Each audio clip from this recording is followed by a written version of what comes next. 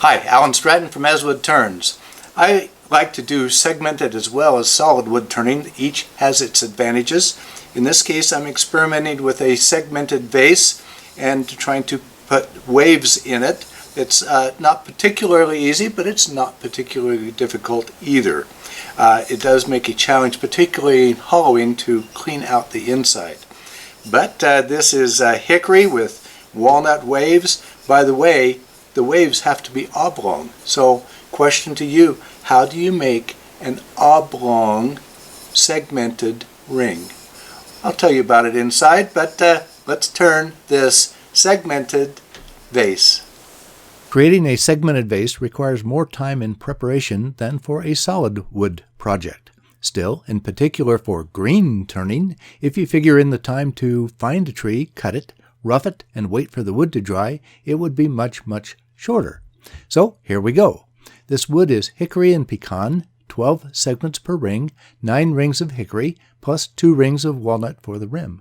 The slant rings are oval rings of walnut, 12 regular segments, plus 2 more to stretch the round ring into an oval that you will see later.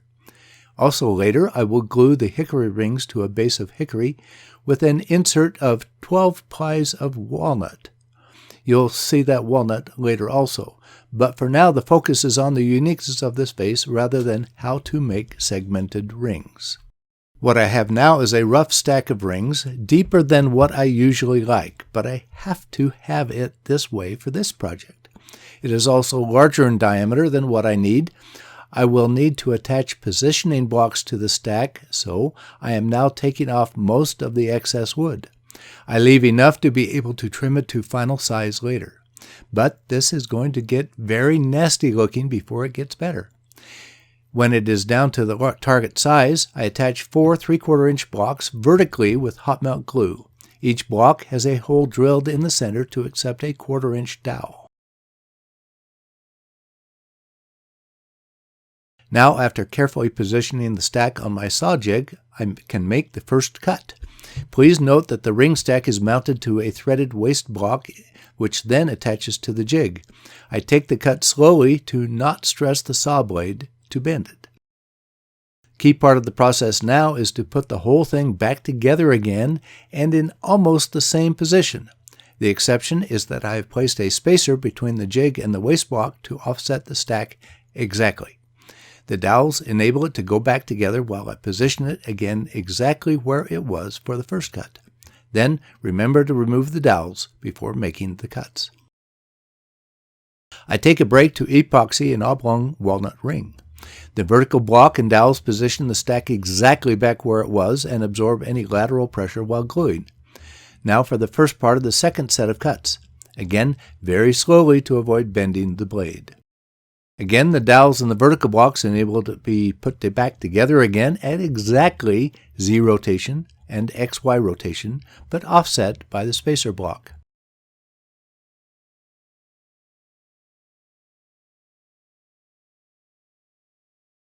After another session with epoxy, the second oblong ring is in position.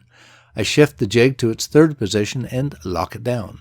Another slow cut through the hickory and the vertical blocks with dowels removed. For the third time, I put it all back together again with an offset spacer in place. Again at exactly the same Z rotation and XY rotation. A slow cut cuts the final spacer away. Again, I glue in the final oblong walnut ring. This time, I glued the walnut ring one side at a time. With this change, I trust I can reduce any glue gap to a minimum. After the epoxy has had plenty of time to cure, my stack is ready to turn. You can safely say that my wood stack is pretty nasty at this point. The vertical blocks have multiple gaps. These blocks, the hot melt glue holding them, and the excess walnut from the oblong rings need to be cut away. Easiest way to do this is on the lathe with the bowl gouge. Then I can trim it closer to final size. But before going too far, I need to trim out the interior. For me, the best tool is a heavy box scraper. The oblong rings make this a lot of intermittent turning, which is difficult, especially for this interior. But this is still a rough cut. There are more rings to add. I take this opportunity to add the top pair of walnut rings for the rim. Now I need to blend these additions into the rest. Note that there are threaded waste blocks on both ends of the stack. With these, I can mount from either end as needed. The need now is to part off the waste block from the base.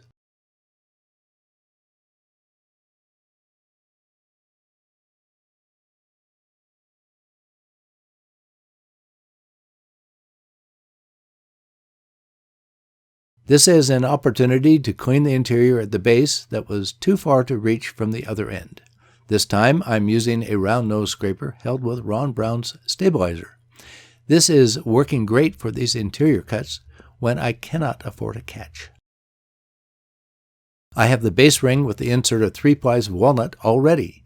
For now I have pressed the two pieces together with only live center pressure. I like this technique to trim rings back before gluing when possible. Then glue them together.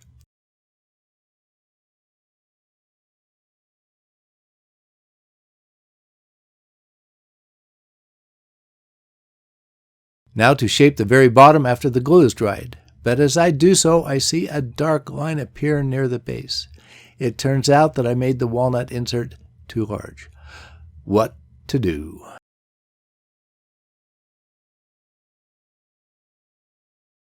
I still have a threaded waste block on the top. I flip the waste block around and part off the bottom 2 rings. I can do this with a segmented project. It's mighty tough with a solid project. Now to make a new base. Again, a 3-ply piece of wood, this time of hickory. I drill a smaller hole first entirely through the base, then drill a larger hole halfway through. I shape the plug on the metal lathe to fit, then glued it together. After parting off the excess, glue on the new base. I decided to use a single ring for the base instead of 2. Not bad for this slight delay. I bet you did not even notice the extra days. Getting close to the end now. Now the stack is mounted from the top, although either end would work.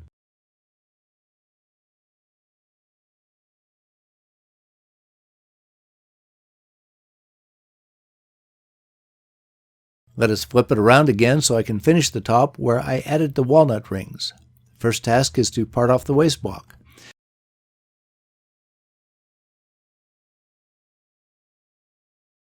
Since this is a long, skinny vase, I decide to use my steady rest despite not having a flat section for it to run on. Again, I use a box scraper to waste away excess walnut.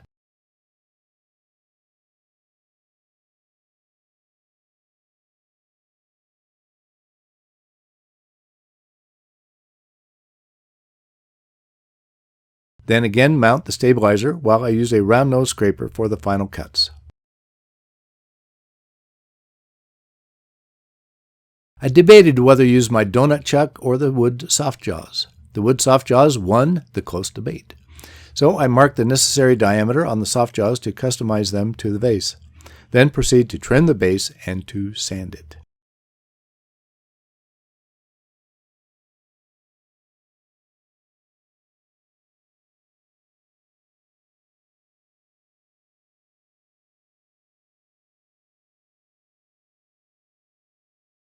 Finally, a bath in walnut oil on my vase is ready to go. I like this vase. The hickory pecan figure is very nice.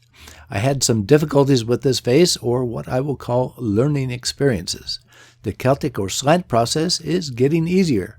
I like what it is yielding. Please give this video a thumbs up, subscribe on my website, and tell your friends about my videos. I appreciate your comments and questions. Every week I add a new wood turning video to my website. Always, please wear your full face shield anytime the lathe is running. A face shield saved my life.